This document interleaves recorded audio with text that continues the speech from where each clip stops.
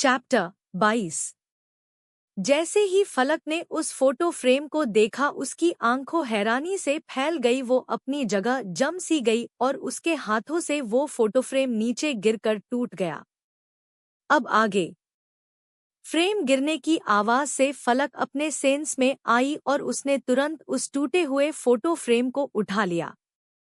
उसने दोबारा उस फोटो को गौर से देखा जिसमें वेदांत और एक लड़की की शादी की पिक थी, जिसमें उस लड़की की आंखें हुबहू फलक की तरह ग्रे कलर की थी और उस लड़की के फेशियल फीचर भी फलक से थोड़े सिमिलर थे। जिसे देख पता नहीं क्यों लेकिन फलक को थोड़ी घबराहट सी होने लगी। अब उसे ये घबराहट उस लड़की की आंखों को देखकर हो रही थी या ये जानकर कि वो वेदांत की बीवी है, ये तो वो खुद नहीं समझ पा रही थी।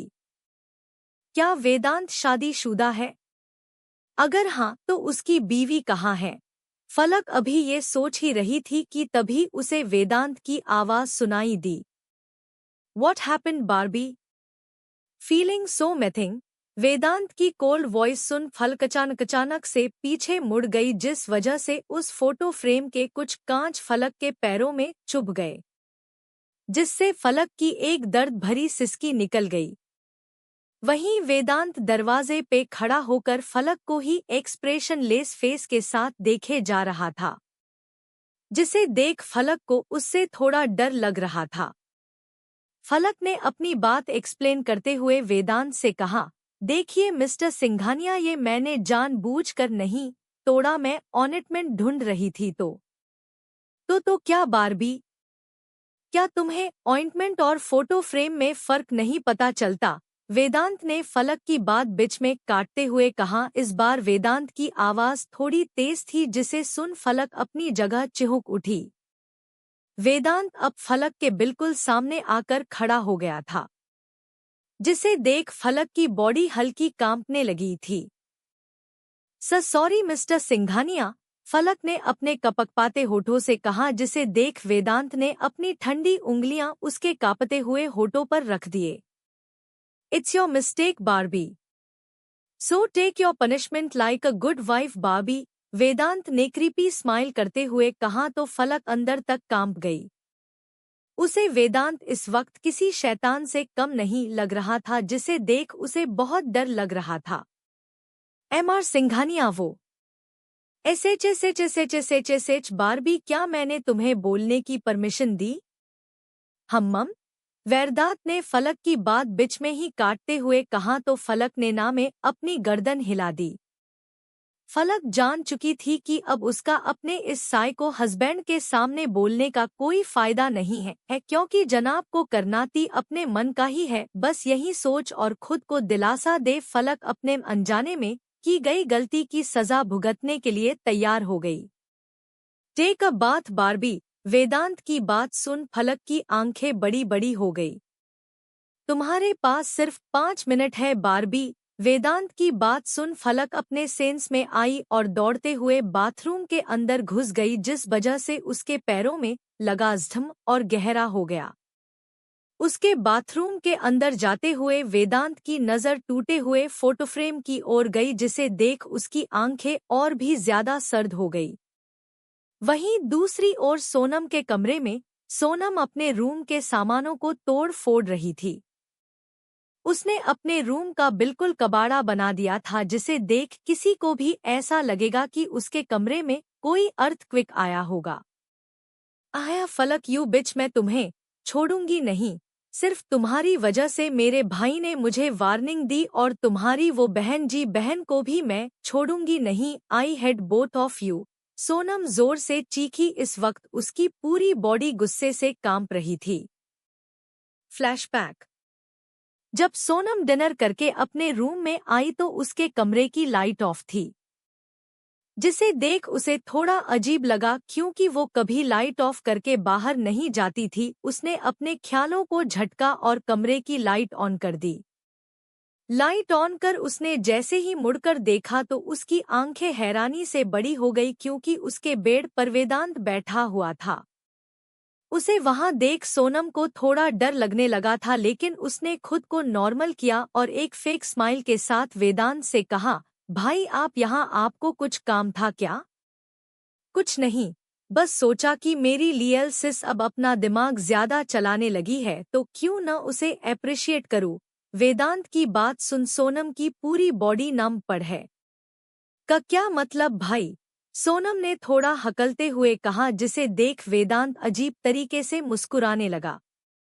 आज जो तुमने खीर वाला कांड किया है, नेक्स्ट टाइम अगर तुमने ऐसा कुछ किया तो मैं भूल जाऊंगा कि तुम मेरी लील सिस हो, वेदांत ने कोल्ड वॉइस में कहा, जिसे सुन सोनम डर से कांपने लगी। वेदांत ने उसे एक कोल्ड लुक दिया, फिर वो वहां से चला गया।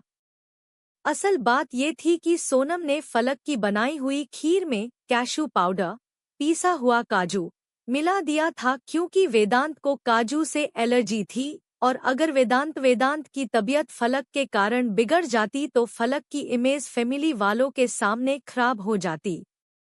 इस बीच सोनम अपनी जलन में ये भी भूल चुकी थी कि उसकी लापरवाही की वजह से वेदांत की जान पर भी बन सकती थी। Flashback and. यही सब सोच सोनम के दिल में फलक के लिए नफरत और ज्यादा बढ़ने लगी थी। तभी उसने किसी को मैसेज किया। थोड़ी देर बाद दूसरे साइड से रिप्लाई आया, जिसे पढ़कर सोनम के चेहरे पर शातिर मुस्कान आ गई। वहीं दूसरी ओर वेदांत के कमरे में 5 मिनट पूरे होने से पहले ही फलक बाथरोब पहनकर वेदांत के सामने हाजिर हो गई, क्योंकि वो फिर से जल्दबाजी में अपने कपड़े ले जाना भूल चुकी थी। उसे अपने सामने इस हालत में देखकर वेदांत अपनी गर्दन टेढ़ी कर उसे अजीब तरह से नीचे से ऊपर की ओर देखने लगा। उसे वैसा खुद की ओर देखता पाकर फलक ने डर से अपना थूक निगल लिया। क्या देख रहे हैं आप ऐसे? फलक ने अपना डर छुपाते हुए सवाल किया। कुछ नहीं, बस ये देख रहा हूँ कि तुम अगेन मुझे सेड्यूस करने की नाकाम कोशिश कर रही हो, वेदांत ने टीजिंग टोन में कहा तो फलक का चेहरा गुस्से से लाल हो गया। एमआर सिंघानिया, आप जागते हुए सपने देखना बंद कर दीजिए कि फलक शर्मा कभी आपको सेड्यूस करेगी, फलक ने आई रोल करते हुए कहा। पता नहीं क्यों फलक के मुंह से ये सब सुन वेदांत के दिमाग में अचानक से नील और फलक की तस्वीर आ गई, जिसे याद कर उसकी हाथों की मुट्ठियां आपस में कस गई। तो तुम्हारा आइडिया किसे सेड्यूस करने का है बारबी?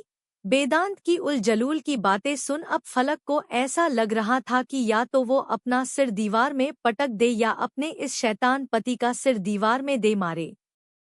एक तो उससे दर्द के मारे खड़ा भी नहीं होया जा रहा था, ऊपर से ये कंची आंखों वाला बाघड़ बिल्ला उस पर उसे सेड्यूस करने का इल्जाम लगा रहा था। प्लीज मिस्टर सिंघानिया, आप मुझे मेरी पनिशमेंट दीजिए और अपने इन फालतू सवालों को पूछना बंद कीजिए, फलक ने दांत पीसते हुए कहा। फलक की बातें सुन वेदांत को ऐसा लग रहा था जैसे कि फलक जानबूझकर उसके सवालों से बचना चाहती है, जिसे सोचकर वेदांत के माथे की नीली नसें उभर आईं। बालकनी में जाओ। I said go to the balcony damn it, Vedant ने लगभग गुर्राते हुए कहा तो फलक बुलेट की स्पीड से बालकनी में भाग गई। फलक के बालकनी में जाते ही वेदांत ने बालकनी का डोर लॉक कर दिया, जिसे देख फलक ने अपने दांत भींच लिए। अब वो समझ चुकी थी कि वेदांत ने उसे इतनी रात को दोबारा नहाने के लिए क्यों बोला था, क्योंकि इस वक्त अचानक मौसम चेंज हो जाने की वजह से मुंबई में कड़ाके की ठंड थी और शॉवर लेने के बाद फलक का पूरा शरीर गीला और ठंडा था, इसलिए वेदांत ने उसे बालकनी में लॉक कर दिया ताकि वो पूरी रात ठंड में ठिठुर के मर जाए। यही सब सोचकर फलक अपने दांत पीसने लगी। साला साइको कहीं का, लगता है ये पूरा का पूरा मेंटल ही है। अगर गलती से भी मैं इस ठंड में मर गई ना तो सच में भूत बनके इसके ही सर पे तांडव करूंगी, फिर खेलते रहना मेंटल। पता नहीं पिछले जन्म में मेरे कर्म कितने बुरे थे जो इस जन्म में मेरी शादी इस कंची आंखों वाले शैतान से हो गई। ये डेविल जितना हंससम है उतना ही ये हार्टलेस है, जो हमेशा अपनी मेंढक जैसी आंखों को बड़ा बड़ा करके मुझे डराते रहता है। लगता है ब्रूनो के साथ रह रहकर ये बिल्ला खुद को भी ब्रूनो समझने लगा है। बस एक बार ये 1 साल कंप्लीट हो जाए, फिर मैं इस साइको की मैं शक्ल भी नहीं देखूंगी हूँ। फलक अपने गुस्से में ये भी भूल चुकी थी कि उस बालकनी में एक कैमरा भी लगा हुआ है जिसकी रिकॉर्डिंग उसका शैतान पति लाइव देख रहा है, जिसे देख उसकी नीली आंखें लाल हो चुकी थी।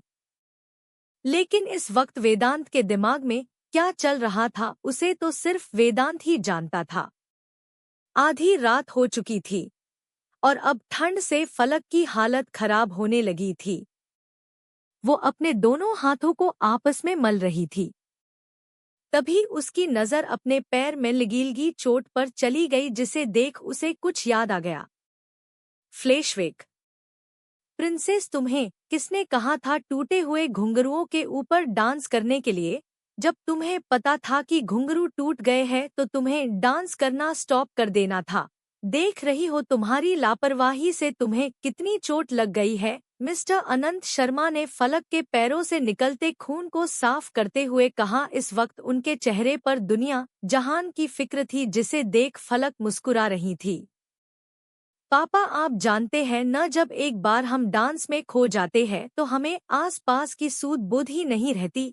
फलक ने अपनी बत्ती सी चमकाते हुए कहा जिसे देख अनंत जी का मुंह बन गया।